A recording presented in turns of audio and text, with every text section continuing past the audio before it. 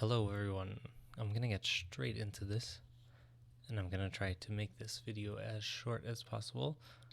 We'll see how it goes. But I've just finished the Terrace House Boys and Girls in the City full series, 46 episodes in just about a week's time. So it really captured me pretty quickly. and there were a couple of days this week where I must have watched at least 6-7 episodes straight. So I'm very happy overall with the way the series panned out. I think there were a lot of ups and downs. It was very entertaining, and brought us a lot of amazing moments, I think, that I look back very fondly on. So I think I'm going to go through all the cast members and rank them. Of course, we have this tier list that someone has set up. I did manage to also put everyone into order of appearance. So I think we'll just get straight on into it. Everyone is relatively familiar, I think, on the internet with these type of tier lists. Of course, S tier is the highest. So let's see how it goes. I'm going to do this totally off the cuff, my straight up feelings, and hope that I remember the big moments from all the cast members. But let's see how it goes. Starting with, of course, a very controversial, I think, cast member, Makoto, who I think was the actual first one to enter the house and also the first one to leave. So overall, I can't say too much about his time on the show. It was quite short, I think, compared to most other people. I was actually quite shocked that it's sort of the gravity of or sort of leaving from the house. It was quite a big deal overall for me as well as the other cast members. I actually didn't even think that anyone would leave at all. I thought it was going to be these original 6 for the whole series, and that turned out not to be the case at all. Of course, later on we had many people choosing to leave quite quickly or abruptly. But overall, I have to say for Makoto, I mean, I'll give him a B. I guess it's nothing special overall. There wasn't too much drama with his character. Sort of was quite uninteresting overall now that I am trying to remember back. And, you know, just the timing was bad, of course, with his romantic pursuits. But overall, something I'd just like to move on to other cast members at this point. So we have Minori, who I honestly have to say one of my favorite people. Was really hard to sort of let her go when she did end up leaving, but also was quite uninteresting, I have to say, for the most part. I think there were ups and downs, but she wasn't somebody who was really willing to put her heart on her sleeve, I think, for the camera. So we didn't get to see too many big moments from her, I have to say, in terms of, there was, of course, the drama with another cast member who we'll get to, but I don't think that was all that eventful looking back. Of course, there was more drama coming from that cast member later on that was much more eventful. So overall, I will totally give Minori in the B tier. I think she was really great to watch and, was just kind of a really nice foundation for the rest of the house, especially when it came to the girls. And then we have Mr. Tap. I have to say, I mean, I have to rank him a little bit lower than Makoto. I think that his presence overall, it wasn't controversial really, and it seemed like he did get along with everyone, but didn't bring too much to the team, I have to say, in terms of, his social skills. Was kind of a passerby for the most part. And, I do think that he held the boys together pretty well. And at times he was kind of the more level-headed one, the older figure. But, I think that there was definitely times where he just could have kept his mouth shut. Of course, we have the initial few moments with Mizuki's birthday, I think. And yeah, I think that's really all I have to say for him. Although I think overall most folks would say that they didn't find him too, bad. I think it was very fun to watch. Overall, I think his performance was super fun, and he could have sort of built off of that in terms of interacting with the other cast members. But there wasn't too much going on with him, if I remember correctly. So moving on to Mizuki, someone who for me was really fun to watch, and overall was always just so smiley. I remember in those first few episodes, just really an emotional person compared to the other cast members, especially, and was always very supportive of everyone else. Of course, there weren't too many super eventful moments for her. I think similarly to Makoto, the romance wasn't really there for her. The timing was just bad overall. When she missed her opportunity, I think she maybe just took it upon herself to leave at that point, if I'm remembering correctly. But one of my favorite people, I have to say, but I can't put her in A, if that makes sense. And then we have Mr. Uchi, who, wow, I mean, I don't know. I have to say, I wouldn't call him controversial by any means. I can't recall anyone getting into a really big fight with him at any point. I might be wrong though. But overall, it was a really interesting character in the way that he presented himself to other people. I think it was really cool to see how he was really always inviting people to the hair salon. And I think with the infamous meat incidents, I have to say it really put him, for me, on a much higher rank in terms of the respect that I had for him as a person. I know that's quite, especially with the commentary team, and they would probably laugh at hearing that, just because, the meat incident overall wasn't received very well, I think. Obviously for the other house members as well as the commentary team.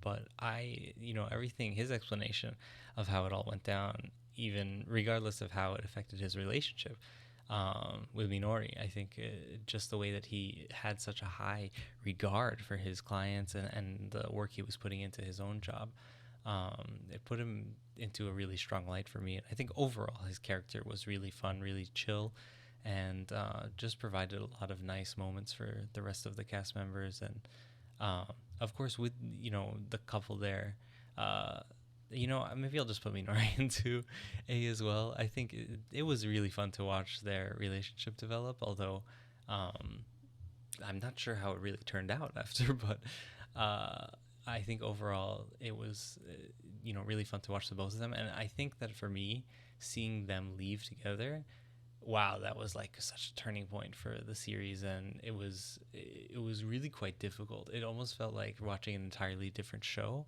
when those two did leave the house, because of course they were from the original six, and were such a mainstay, and you really felt like you got to experience a lot with them. So I appreciate that from them as well, and they were really fun to watch. I think they're fully deserving of A, actually, Minori as well. Yuriko, I think I'll just put her right into C with Tap.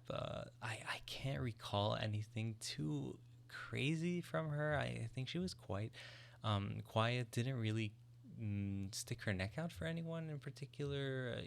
I think she was quite busy as well. That will be probably a theme for some of the other characters.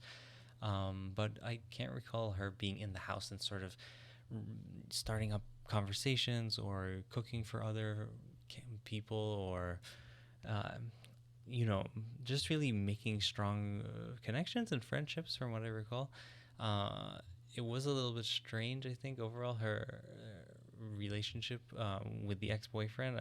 I thought it was really cool to actually see how that panned out, because it wasn't sort of the romantic ending that you would have hoped for coming from the other side of the screen, but it was very also, you just got to see her grow as a person, and sort of I had a good deal of respect for her ex as well, although we didn't get too much information from him and why he made that choice. But overall, just a mid-tier character for me, a mid-tier cast member, I should say.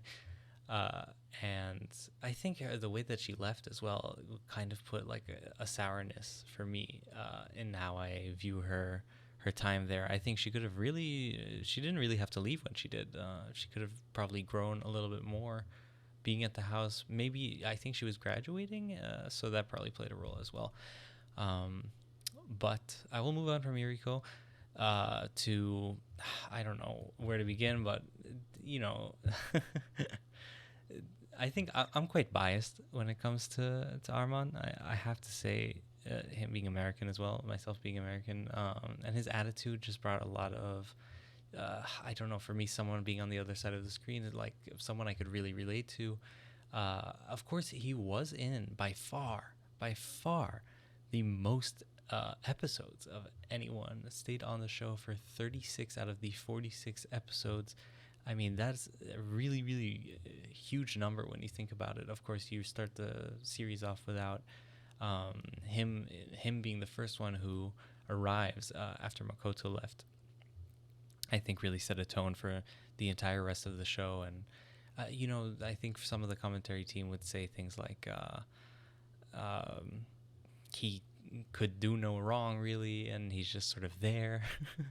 And there were times where he was just sort of there, but I think every time he opened his mouth, it was just, it seemed to be something positive and something that really showed that he cared about people. And that, for me, just puts him right up there into S tier. You know, I think there wouldn't be any sort of fondness for this series for me without having had Arman in there. He's just the glue of this show, and again, I do think I'm a little bit biased because I do like him and relate to him so much. But speaking of Arman and relationships, etc., here we have Arisa. I shouldn't group them together really, because I think she sort of course, distanced herself from him quite early on. It felt like, I can't remember really how many episodes even they were dating. It did feel like things were moving fast, and of course there was a sort of, not a breakup, but a breaking off of the momentum of any sort of potential relationship. And it was all overall for Arisa, I think it was super graceful how she carried herself. She was very mature, very adult the whole time. I mean, of course, she did say that she regretted holding his hand, which is, you know, I think from an American perspective, that sort of is funny to say, because it feels quite, I don't know, childish. That's a big deal. But I can see how, from the cultural difference, that could have been a really big deal. And of course, it did have a big impact on the way that they interacted. And I think for her just to say that, you know, that was wrong, for her to sort of quote unquote lead him on, it was a really big deal. And then for her to come back and sort of grow in the way that she did, and still have time to interact with the other cast members while being so clearly so dedicated and such a hard worker throughout her time on the show, and have all these memorable moments while doing, I guess, I don't know, more than 12 hours a day of work, it seemed like, consistently for months. You know, that was really impressive and really nice to see, and really nice to get to see her go through all of that in her time on the show. So I'm going to put her up into A. I can't fault her on too many things. She was very entertaining and very fun to watch.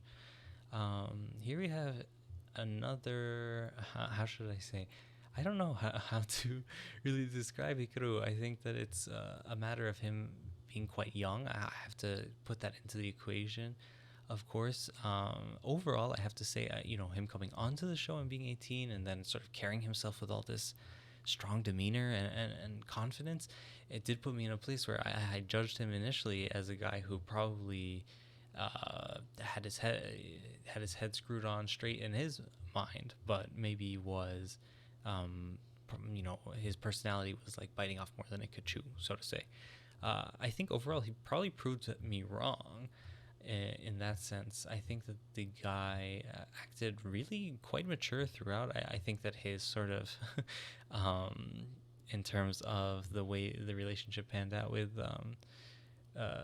Misaki, was a little bit, it definitely put a sour taste, I think, in a lot of people's mouths, but Um, Overall, I'll put that down to, as he said, he never really had to take an emotional perspective when letting someone down and or rejecting somebody and letting them down easy. So I will give him that to some extent. And overall, though, a lot of memorable moments from this character. It was, I feel like, quite hard to see him go, and to see the bromance develop between him and Arman was really fun. So I'll put him into B. Okay. What to say about Natsumi? I think I must be biased. I must be biased because I don't want to put her into F because that feels terrible. And as Hansan had said in one of the episodes, we weren't rejecting her as a person. She has many good qualities, but her behavior was, I have to say, reprehensible on many occasions. And I honestly considered in many points throughout her time on the show just stopping watching. I mean, when the first few episodes when she was clashing with Minori, it was extremely hard to watch. It was extremely hard to watch. Her behavior was really, it wasn't, she wasn't able to reflect on herself. I'm not going to go into all the conversations that ended up happening. Of course, I think that people did get a sense of, especially some of the advice that she got, what her flaws were and what her faults were. But it was very difficult to continually watch someone who just had no ability to reflect on themselves and how their behavior was hurting other people, and how they always felt that they were the most important person in the room and needed to be prioritized despite any context. So, I mean, I guess for me, she's by far the worst cast member from this series. Is she deserving of F tier? Maybe not. Maybe we'll put her into D. So, with that being said, and to close out Natsumi, I have to say, as soon as she left the show, the house, I have to say I found the show much more easy to watch, much more entertaining after that. And I will also say, during the last episode when she did make that appearance, it was quite difficult to. I almost felt a little bit like worried. It was a bit traumatic. So, with that all being said, Misaki, another person I have to say. I'm so biased for her. I'm so biased. And I didn't think that I would end up sort of having that bias for her as much as I did in the first few. I mean, honestly, probably until the drama ended with Hikaru, I have to say that, like, just the way that she carried herself and the way that she tried to put herself into a positive mindset and then just grow so gracefully, and then just continue to be this person who had so much energy and was bubbly and confident and willing to put herself out there consistently and just hold the whole house together. I mean, she really what else is there to say, and then to see her at the end, just the way that she cared for people and the way that she ended up getting a positive romance and a romantic ending, it was so lovely, I have to say. And I mean, I kind of feel like I have to put her into S. I feel like she also is up there with Arman in terms of being the glue of the house and someone who was consistently entertaining, and you just wanted to live through their experience. So, Hansan, Wow, what a guy. I mean, you can't really fault him for much. I mean, for me, the only thing that I have to say put me off of him was just how much he was smoking. But that is, I can't fault him on a personal level for that, of course. I mean, the man is almost infallible. Just knows what he wants. Was so mature. Was so, despite how busy he seemed and how much he was working hard and was willing to spend hours and hours on it. Just seemed like in front of a computer screen. Still was so well liked by everyone because of how he was willing to put his time aside to develop relationships with everyone else and consistently make himself second in terms of importance and how he viewed relationships. Was always willing to lend his ear, as he said, I think was in the translation. And that's quite admirable, but also just to see the way that he is has these goals that he's trying to meet, but also was so gentle with everyone and didn't take the approach of somebody like Tap, who was very headstrong and tried to push people into seeing his perspective on life.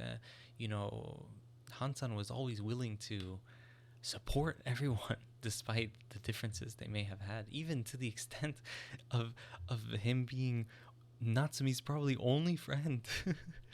I mean, the man really was so selfless and very empathetic, and you have to admire that, especially from how much these sort of masculine gender roles showed up throughout this series. He was always still appearing quite masculine and sort of able to I don't know what I'm trying to say, but was able to appear quite masculine while also being emotionally available for everyone. I think that's quite admirable, especially even in a modern sense. As an adult, you don't see too many guys like that. So, with all that being said, he's a solid A for me. I think just misses out on S tier just because, he wasn't that entertaining, just in that sense. It felt a little bit more like he was hard to relate to just because of how perfect he was. So, moving on to a character who was probably totally on the opposite spectrum, Riko, someone really trying to find out who she was throughout this experience, and probably still after the end of the series was absolutely on that path. But wow, the growth of this person throughout her, I guess it wasn't that short of a time that she was on the show, but you really got to see her change in a really positive way. And a lot of people focused on her age, but again, this person who is 18 was really quite mature, and I have to say there were many moments where she could have been a lot more petty, but instead took the high road or said the right thing. Of course there was the drama, the romantic drama, which I think you have to fault both her and Mr. Chef over here for what happened. But at the same time,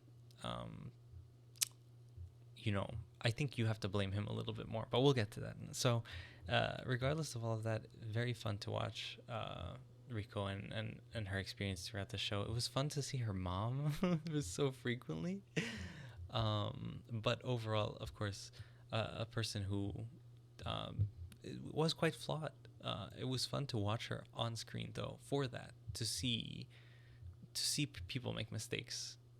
I have to say it might be a bit selfish, but it was entertaining and it was valuable, I think, as well, to see that.